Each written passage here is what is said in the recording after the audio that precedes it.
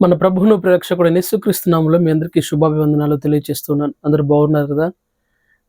మహాదేవుని కృపను బట్టి మరొకసారి మనందరం కూడా దేవుని యొక్క వాక్యాన్ని ధ్యానించుకుందాం. ఈ రోజున ఫాదర్స్ డే కదండి. వాక్యం వింటున్న ప్రతి తండ్రికి, ప్రతి ఫాదర్కి హ్యాపీ ఫాదర్స్ డే. దేవుడు మిమ్మల్ని మరింతగా దీవించి ఒక తండ్రి ఏ విధంగా ఉండాలో అటువంటి గుణగణాలతో దేవుడు మిమ్మల్ని అందరినీ నింపునుగాక. పరిశుద్ధ గ్రంథంలో ఒక చక్కటి మాటను మనం గమనిస్తున్నాం. కీర్తన గ్రంథము 84వ కీర్తన 4వ వచనంలో దేవుని వాక్యం ఈ విధంగా సెలవిచ్చుచున్నది. నీ మందిరమందు నివసించు వారు ధన్యులు, వారు నిత్యము నిన్ను స్తుతించుదురు అనే మాటను లేఖనాల్లో గమనిస్తూ ఉన్నాం. ఈరోజు ఆదివారం చాలా మంది దేవుని మందిరానికి వెళ్ళడానికి రకరకాల కారణాలు చూపుతూ ఉంటారు. దేవుని మందిరానికి వెళ్ళడం అనేది మన జీవితాలకు చాలా ప్రాముఖ్యమైన విషయం. ప్రాముఖ్యంగా క్రైస్తవులకు దేవుడు నియమించిన క్రమశిక్షణ అది. ఈ రోజున చాలా మంది క్రమశిక్షణ వీడి రకరకాల స్వల్ప కారణాల చేత దేవుని మందిరానికి వెళ్ళని వారి సంఖ్య రోజు రోజుకు పెరుగుతున్నట్లుగా మనం గమనించవచ్చు. వెళ్ళేవారు కూడా నామకార్థమైన భక్తిని చేస్తూ ఏదో ఆచార వ్యవహారాలుగా వెళుతున్నారే కానీ ఈ దినము నేను దేవుని మందిరానికి వెళ్ళేటప్పుడు తగిన సిద్ధపాటుతో నేను ఉండాలి, ఆయన నాతో ఏం మాట్లాడనై ఉన్నారో నేను ఆరాధించాలన్న హృదయాన్ని తెరవబడాలి, నా జీవితాన్ని మార్చుకోవాలన్న మంచి ఆలోచన లేకుండా చాలామంది దేవుని మందిరానికి వెళ్ళని వారు సంఖ్య అధికంగా ఉన్నట్లు గమనిస్తూ ఉన్నాం. నీ మందిరమందు నివసించేవారు ధన్యులు అనే మాటను బైబిల్ సెలవిచ్చుచున్నది. ప్రియులారా, వాక్యం వింటున్న ప్రియ దేవుని బిడ్డ, ఎక్కడ నీ నివాసాన్ని నువ్వు ఏర్పరచుకున్నావు? చాలా తక్కువ మంది రోజున మందిరాన్ని ప్రేమించే వాళ్ళు ఉన్నారు. ఈరోజు అంతా కూడా స్మార్ట్ యుగం వచ్చేసింది, స్మార్ట్ ఫోన్ ఉంది, అండ్ అన్ని స్మార్ట్ టీవీస్ వచ్చేసాయి. ఈరోజు చాలామంది దేవుని మందిరానికి వెళ్లకుండా లైవ్లో ఆరాధన చూద్దాం, లైవ్లో ఆరాధన విందాం, లైవ్లో పార్టిసిపేట్ చేద్దాం అన్న ఆలోచనతో దేవుని మందిరానికి వెళ్ళని సంఖ్య గణనీయంగా పెరుగుతున్నట్లుగా మనం గమనిస్తూ ఉన్నాం. ప్రియులారా, దేవుని మందిరానికి వెళ్ళాలి, క్రమం తప్పకుండా వెళ్ళాలి. ఈరోజు చాలామంది దేవుని మందిరానికి వెళ్ళలేకపోతూ ఉన్నారు. దేవుని మందిరంలో ఉన్న ఆశీర్వాదాలను పొందుకోవాలి అంటే దేవుని మందిరానికి వెళ్ళాలి. ఎందుకంటే లేఖనం చెప్తుంది, మీరు నా యొద్దకు రండి, అప్పుడు నేను మీ యొద్దకు వస్తాను అని లేఖనం సెలవిచ్చుచున్నది. ప్రియులారా, కాబట్టి వాక్యం ఉంటున్న నీ నా జీవితాల్లో మనం దేవుని మందిరంలో ఉండడం ద్వారా ఎలాంటి ధన్యతలు పొందుకుంటామంటే అనేక ధన్యతలు ఆ 84వ కీర్తనలో మనం గమనిస్తూ ఉన్నాం. నీ మందిరమందు నివసించే వారు ధన్యులు, వారు నిత్యము నేను స్తుతించెదరు, వారు నీ మందిరంలో నాటబడిన ఒలీవ మొక్కల వలె వారు ఎదుగుతారు అని విధంగా అనేక విషయాలు అక్కడ దిగువ వాక్య భాగంలో రాయబడి ఉన్నాయి. ప్రియ వాక్యం ఉంటున్న ప్రియ సహోదరుడా, ప్రియ సహోదరి, దేవుని మందిరాన్ని అలక్ష్య పెట్టొద్దు. దేవుని మందిరానికి వెళ్ళడానికి నిర్లక్ష్యం నిన్ను అపవాది అడ్డగిస్తూ ఉందేమో. ఈ రోజున చాలా మంది అపవాది దేవుని మందిరానికి వెళ్ళనివ్వకుండా, ఆయన సన్నిధిలో కనబడనివ్వకుండా, ఆయన సన్నిధిలో వాక్యం విననివ్వకుండా అనేక మందిని నిర్లక్ష్య ధోరణితో దేవుని మందిరానికి దూరపరుస్తూ ఉంటాడు అపవాది. బహుశా వాక్యం వింటున్న ప్రియ సహోదరుడా, నీ జీవితంలో కూడా అలాగే ఉన్నదా? దేవుని మందిరానికి వెళ్ళనివ్వకుండా ఏదో ఒక ఆటంకం, అది ఏ రూపేణైనా రావచ్చు. ప్రియులారా, ఏదో ఒక ఆటంకాన్ని అపవాది మనలో చూపుతూ, వెత్తి చూపుతూ, లేదంటే మనలో క్రియేట్ చేస్తూ దేవుని మందిరానికి వెళ్ళనివ్వకుండా అపవాది అనేక ప్రయత్నాలు చేస్తూ ఉంటాడు. దేవుని బిడ్డగా నువ్వు వాటిని గుర్తించి వాటిని ఎదిరించగలిగిన సామర్థ్యం నువ్వు పొందుకోవాలి. దేవుని మందిరానికి వెళ్ళడానికి నిర్లక్ష్యంగా ఉండొద్దు. దేవుని మందిరమందు, నీ మందిరమందు నివసించి వారు ధన్యులు, వారు నిత్యము నిన్ను స్తుతించుతారు. ఎప్పుడు కూడా దేవుణ్ణి స్తుతించగలిగిన జీవితం మనలో ఉండాలి. ఎప్పుడు కూడా దేవుణ్ణి స్తుతించగలిగిన పెదాలు, నాలుక, ఎప్పుడు దేవుని నామ స్మరణ, దేవుణ్ణి స్తుతించడం మన జీవితంలో అలవాటుగా మనం చేసుకోవాలి. ప్రియులారా, ప్రియ సహోదరుడా, ప్రియ సహోదరి, దేవుని మందిరానికి వెళ్ళండి. క్రమం తప్పకుండా దేవుని సన్నిధిలో నివసించడం ద్వారా, కేవలం ఆదివారం మాత్రమే నేను వెళ్ళండి నేను చెప్పట్లేదు, కానీ సమయం దొరికినప్పుడల్లా ఆ లీజర్ టైంలో దేవుని మందిరానికి వెళ్ళి మోకరించి ప్రార్థించి, నీ అవసరతను బట్టి, నీ అక్రతను బట్టి, దేవా ఈ దినం ఇచ్చావు, నీ మందిరంలో మోకరింపగలిగిన కృపను ఇచ్చావు, నా జీవితంలో, నా ప్రయత్నంలో, నా విద్యలో, నా వ్యాపారంలో, నా యొక్క జీవితంలో, నా కుటుంబంలో అన్నింటిలో నీ కృప నాకు కావాలి ప్రభు అని దేవుని సన్నిధిలో మనందరం ప్రార్థించినట్టయితే ఖచ్చితంగా దేవుడు అద్భుతమైన ఆశీర్వాదాలను అనుగ్రహిస్తాడు.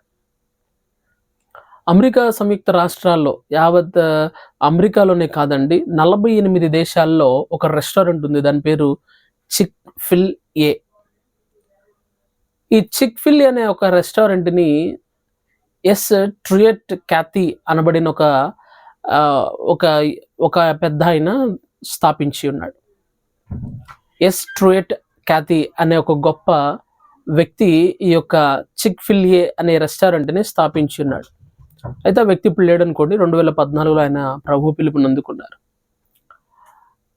ఆయన మొదట్లో అది చాలా ప్రారంభించినప్పుడు ఒక చిన్న సంస్థగా, చిన్న ఒక రెస్టారెంట్గా ఉండేది. కానీ కాలానుగుణంగా ఆ యొక్క రెస్టారెంట్కి ఎంతో ప్రాచుర్యం పొందుకుంది. దాదాపుగా 48 దేశాల్లో ఇప్పుడు ఆ యొక్క రెస్టారెంట్లు నడిపించబడుతూ ఉన్నాయి. 48 దేశాల్లో సుమారుగా 3059 రెస్టారెంట్లు ఉన్నాయి. 3059 రెస్టారెంట్లు. అది ఎక్కడ ప్రారంభించబడింది అంటే అట్లాంటా, జార్జియా అనబడిన ప్రాంతాల్లో ఈ యొక్క రెస్టారెంట్ అనేది దాని యొక్క హోమ్ బ్రాంచ్ని కలిగి ఉంది. దాని ప్రజెంట్ CEO ఆండ్రూ క్యాథీ ఆయన ప్రజెంట్ CEOగా ఉన్నారు. ఎందుకు ఈ విషయాలన్నీ కూడా చెప్తున్నాను అనంటే, ఆదివారం ఆ రెస్టారెంట్లన్నీ కూడా క్లోజ్ చేయబడతాయి. ఆన్ వెరీ స్ట్రిక్ట్లీ నోట్ ఏంటి అనంటే, ఒక రిలీజియస్ కారణం చేత కేవలం ఆదివారం మందిరానికి వెళ్ళాలి, ఆయన స్థాపింపబడక మునిపే, అంటే ఈ యొక్క చిక్ ఫిల్ అనే రెస్టారెంట్ని స్థాపించడానికంటే ముందుగానే ఒక క్రమశిక్షణ కలిగిన క్రైస్తవుడుగా, ఒక బ్యాప్టిస్ట్ చర్చికి వెళ్ళి ఒక క్రైస్తవుడుగా ఉన్నాడు ఎస్ ట్రుయట్ క్యాథీ. 2014లో ఆయన ప్రభు పిలుపుని అందుకున్నారు. వారి యొక్క తదనంతరం వారి యొక్క ఎవరైతే పిల్లలు ఉన్నారో వారు రన్ చేస్తున్నారు. Present CEO Andrew Cathy. ఈయన కూడా తండ్రి బాటలో నడుస్తూ ఇప్పటికీ కూడా 3059 బ్రాంచ్లు ఆదివారాన్న క్లోజ్ చేస్తారు. దాదాపుగా వేలాది మంది ఆయా రెస్టారెంట్లో పనిచేస్తున్నారు. వెయిటర్స్గా, మేనేజర్స్గా, సర్వర్స్గా, వాచ్మెన్స్గా, ఫ్లోర్ క్లీనర్స్గా, లేకపోతే కిచెన్లో పనిచేసే వాళ్ళుగా వేలాది మంది పనిచేస్తున్నారు. వేలాది మందికి కూడా ఆదివారం సెలవు. ఎందుకంటే ప్రతి ఒక్కరు మందిరానికి వెళ్ళాలి. ఆలోచించిన ప్రియులారా, వాస్తవానికి వీకెండ్ అంటే చాలా డబ్బులు వచ్చే ప్రయత్నం. వారంలో వచ్చేదానికన్నా ఒక్క ఆదివారం లేదా శనివారం వచ్చే ఆ రెవెన్యూ ఏదైతే ఉందో, బిజినెస్ ఏదైతే ఉందో చాలా లాభసాటిగా ఉంటుంది. కానీ ఆదివారం చర్చికి వెళ్ళాలి అన్న ఒక్క కారణం చేత ఆదివారం రెస్టారెంట్ అన్ని 3059 రెస్టారెంట్లన్నీ కూడా క్లోజ్ చేస్తారు. అండ్ వరల్డ్ టాప్ ర్యాంకింగ్లో అది ఎంత ర్యాంకింగ్ సంపాదించుకుందంటే, బహుశా KFC అంటే తెలియని వాళ్ళు చాలామంది ఉండరు. KFC అందరికీ తెలుసు. అయితే KFCతో పోల్చుకుంటే ప్రపంచం మొత్తం మీద ఉన్న రెస్టారెంట్లన్నిటి కంటే కూడా KFC ర్యాంకింగ్, అంటే ఒక సంస్థ ఇచ్చిన రేటింగ్, అంటే మీకు అర్థం అవడం కోసం చెప్తున్నాడు అది ఎంత పెద్ద గొప్ప సంస్థ అని. సాధారణంగా KFC అంటే మనకు బాగా తెలుసు. చిక్ ఫిల్ అనేది భారతదేశంలో ఇంకా వ్యవస్థాపించబడలేదు. అమెరికా, UK, దక్షిణాఫ్రికా ఇలాంటి USA ఇలాంటి ప్రాంతాల్లో ఆ యొక్క రెస్టారెంట్లు చాలా ఉన్నాయి. ఒక సంస్థ ఇచ్చిన నివేదిక ప్రకారంగా చిక్ ఫిల్ అనే రెస్టారెంట్ ప్రపంచంలోనే 3వ స్థానంలో ఉంది. KFC ఎన్నో స్థానంలో ఉంది అని అంటే 130వ స్థానంలో ఉంది. అంటే అర్థం అవడం కోసం మాత్రమే చెప్తున్నాను. అంటే KFCతో చిక్ ఫిల్తో పోల్చుకుంటే ఎంత గొప్పదో. 3059 రెస్టారెంట్లు కలిగిన ఒక సంస్థ లేదంటే ఒక రెస్టారెంట్ అనేది కేవలం ఆదివారం క్లోజ్లో ఉంటుంది. ఎందుకు అనంటే అందరూ చర్చికి వెళ్ళాలన్న ఒక రీజన్తో. అంత బిజినెస్, అంత టర్న్ ఓవర్ కలిగిన అంత రెస్టారెంట్లే క్లోజ్ చేసి మందిరానికి వెళ్తుంటే ఈ రోజున చాలామంది చిన్న ఉద్యోగస్తులో, లేకపోతే వ్యాపారం చేసేవాళ్ళు, లేదా చిన్న చిన్న కారణాల చేత దేవుని మందిరానికి వెళ్ళడానికి లేదా దేవుని మందిరానికి వెళ్ళకపోవడానికి కారణాలు వెతుక్కునే ప్రయత్నం చేస్తూ ఉంటారు. నేనేం చెప్పాలనుకుంటున్నానంటే, 3059 రెస్టారెంట్లు కలిగిన ఆయన ఆదివారాన్న సెలవు ప్రకటించి దేవుని మందిరానికి వెళ్ళాడు అనంటే ఎంతటి క్రమశిక్షణ. మనం ఎంత పెద్ద పని లేకపోయినప్పటికీ, చెప్పుకోదగ్గ పనులు ఏమీ లేకపోయినప్పటికీ దేవుని మందిరానికి వెళ్ళడానికి నిర్లక్ష్యం చూపుతూ ఉంటాం ప్రియులారా. వాక్యం ఉంటేనని నా జీవితంలో మనం కూడా ఆండ్రూ క్యాథీ ఎలాగా దేవుని మందిరానికి వెళుతూ ఉన్నాడో, బిజినెస్లు అన్నీ కూడా ఆపేసి, ఊహించండి 3059 రెస్టారెంట్ క్లోజ్ చేయడం అంటే ఆదివారం వచ్చే ఎంత టర్న్ ఓవర్ వాళ్ళు లాస్ అయిపోతూ ఉంటారు. లాస్ అయిపోయినా పర్లా, నేను దేవుని మందిరానికి వెళ్ళాలి అనే క్రమశిక్షణ వారు కలిగి ఉన్నారండి. ఈరోజు మనం అటువంటి క్రమశిక్షణ కలిగి ఉంటామా? మనం చేసే ఉద్యోగం కానీ, వ్యాపారం కానీ, చిన్న చిన్న పనులు కానీ మనకు లాభాన్ని తెచ్చిపెట్టేవి కాదు. ఏదో ఒక రోజు కూలి లేదంటే ఒక రోజు కష్టం, ఒక 1000 రూపాయలు 2000 కోసం మనం దేవుని మందిరానికి వెళ్లకుండా ఆగిపోతూ ఉంటాం. కానీ 3059 రెస్టారెంట్లు రన్ అయితే ఎంత లాభం వస్తుంది ఆలోచించండి ప్రియులారా. 48 దేశాలు. ఈ రోజున దేవుని మందిరానికి వెళ్లకుండా ఉండడానికి నువ్వు అనేక కారణాలు ఎత్తుక్కుంటున్నావు. అండ్ వెరీ మోస్ట్ వారు సోమవారం మరలా రెస్టారెంట్ ఓపెన్ చేసినప్పుడు ఆదివారం ఏ టర్న్ ఓవర్ అయితే వారు కోల్పోతున్నారు, ఏ లాభాన్ని అయితే కోల్పోతున్నారో, సోమవారం అంతకంటే రెట్టింపు లాభాన్ని వారు పొందుకుంటున్నట్లుగా వారి యొక్క సంస్థ వెబ్సైట్లో తెలియజేసి ఉన్నారు ప్రియులారా. నేను ఎందుకు ఈ విషయాలన్నీ కూడా చెప్తున్నానంటే, దేవుని మందిరం అంటే నిర్లక్ష్యంగా చాలా మంది ఉంటున్నారు. ఒక ప్రక్కేమో 3059 రెస్టారెంట్లు కలిగిన ఒక సంస్థ, లేదంటే ఒక రెస్టారెంట్ అనేది ఆదివారాన్న దేవుని మందిరానికి వెళ్ళాలి అన్న ఒక కోణంతోనే, ఒక ఆలోచనతోనే రెస్టారెంట్ క్లోజ్ చేశారంటే వాళ్ళ యొక్క భక్తి మనకి ఎంత స్ఫూర్తిని ఇస్తుంది అర్థం చేసుకుందాం ప్రియులారా. దేవుని మందిరానికి వెళ్దాం, దేవుని ఆశీర్వాదాలు పొందుకుందాం. ప్రార్థన. పరిశుద్ధాత్మ దేవునికి వందనాలు. మా ప్రియులు ఎందరు నీ మాటలు వింటున్నారు.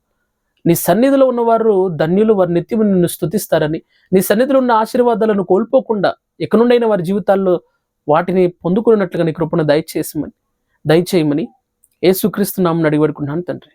ఆమేన్. God bless.